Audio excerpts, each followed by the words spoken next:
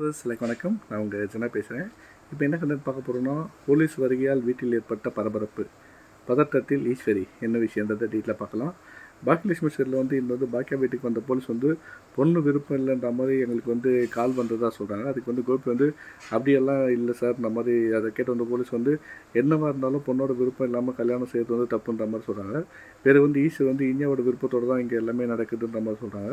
பின் விருப்பம் இல்லாத பொண்ணு இப்படி அலங்காரம் பண்ணிக்கிட்டு நிற்பாளான்ற மாதிரி கேட்குறாங்க. இதை தொடர்ந்து இனியாவோட அம்மா இந்த பாக்கியா இருக்கா, எல்லோரும் அவங்களுக்கு தான் இந்த கல்யாணத்து விருப்பம் இல்லைன்ற மாதிரி சொல்கிறாங்க. இதை கேட்ட போலீஸ் உங்களோட குடும்பத்தில் கதையெல்லாம் கேட்க இங்கே நாங்கள் வரலன்ற மாதிரி பிறகு இனியாவை பார்த்து உங்களுக்கு இந்த கல்யாணத்தில் சம்மந்தமான்ற மாதிரி கேட்குறாங்க.